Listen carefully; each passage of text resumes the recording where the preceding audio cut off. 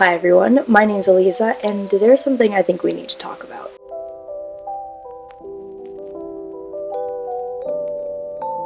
When I first thought of making a YouTube video, I wanted to make something for American Jews everywhere. You know, something that is common between all of us, that we can all relate to culturally, because not all Jews are religious, and after a few months of soul-searching and really thinking, I realized that the one thing that we really have in common is the experience of anti-Semitism. I don't want to talk about blatant anti-Semitism because we've been talking about it for so long and it feels like nothing's changed. And it's really disheartening. But I don't want to focus on that. Instead, I want to talk about a form of anti-Semitism, possibly the earliest form of anti-Semitism, and how it continues to manifest itself even today.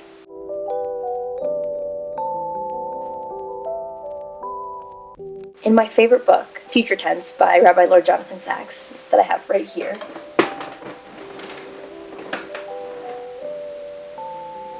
I love this book. I highly recommend reading it if you haven't had the chance, whether you're Jewish or not. In this book, Rabbi Sacks has an entire chapter dedicated to the concept of anti-Semitism in the form of a virus, and a virus that has taken on many forms with various mutations. So a lot of people think that anti-Semitism started in the Hellenistic age, where we have writings of Greek and Latin authors who were very hostile towards Jews and would speak in very derogatory terms about Jews. But if you zoom out and look at the greater context of history, you'll notice that the Greeks would speak about most foreigners in a negative light.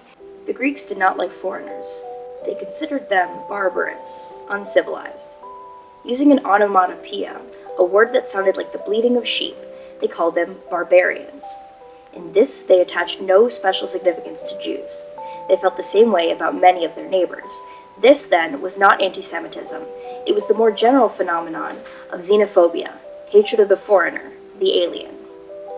That changed with the birth of Christianity, or at least with its earliest texts. Christianity was an offshoot of Judaism. Its founder and focus was a Jew. As would happen later with Islam, the adherents of the new religion believed that as a development of Judaism, incorporating many of its teachings, Jews would recognize the new dispensation as their own.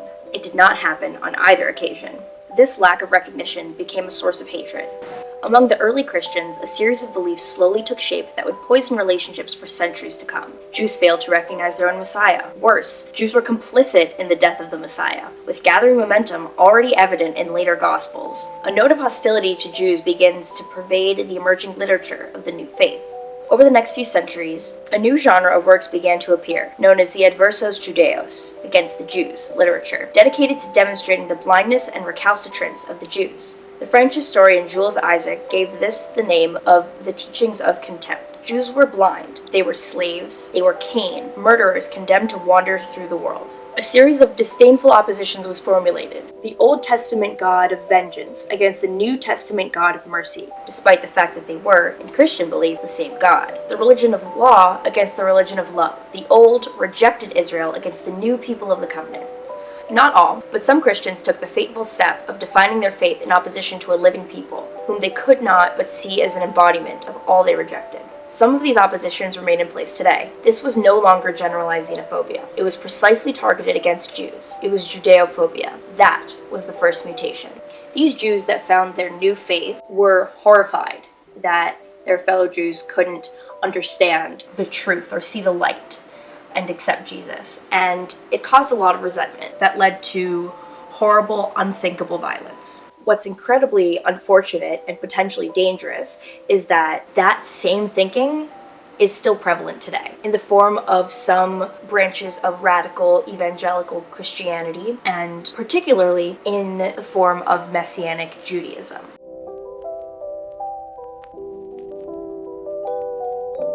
For those who are unaware, according to the Wikipedia definition, Messianic Judaism is a modern, syncretic Christian religious movement that incorporates some elements of Judaism and Jewish tradition with evangelical Christianity.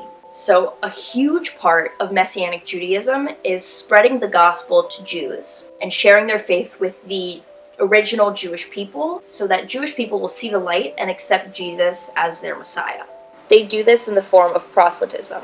The big issue here is that the concept of proselytizing Jews is firmly based on the anti-Semitic notion that Jewish people are lacking, either religiously, spiritually, so on, that Jewish people are unenlightened, and that Jewish people are doomed to eternal damnation unless they accept Jesus. Does that sound any different than how Christians have viewed Jews historically? Short answer, no. Not really. There's always been this push to proselytize Jews from Christians throughout history, and it's gotten bad.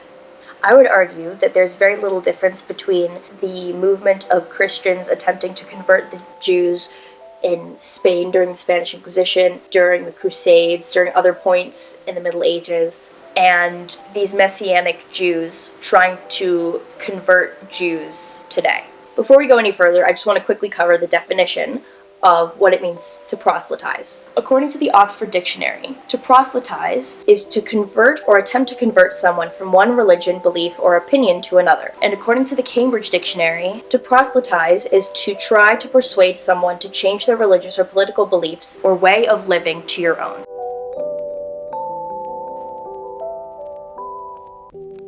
I want to be very clear and say that not all Christians participate in the practice of proselytism. In fact, notable organizations such as the Catholic Church and the World Council of Churches have put very specific limitations on how their followers are supposed to go about converting others to their faith. The Catholic Church stated in Ad Gentis that the Church strictly forbids forcing anyone to embrace the faith or alluring or enticing people by worrisome wiles. The World Council of Churches, in the Challenge of Proselytism and the Calling to Common Witness, stated that it includes certain activities which often aim at having people change their church affiliation and which we believe must be avoided, such as the following: making unjust or uncharitable references to other churches' beliefs and practices and even ridiculing them, comparing two Christian communities by emphasizing the achievements and ideals of one and the weaknesses and practical problems of the other, employing any kind of physical violence, moral compulsion, and psychological pressure, for example, the use of certain advertising techniques in mass media that might bring undue pressure on readers and viewers, using political, social, and economic power as a means of winning new members for one's own church, extending explicit or implicit offers of education, healthcare, or material inducements, or using financial resources with the intent of making converts, and finally, manipulative attitudes and practices that exploit people's needs, weaknesses, or lack of education, especially in situations of distress, and fail to respect their freedom and human dignity.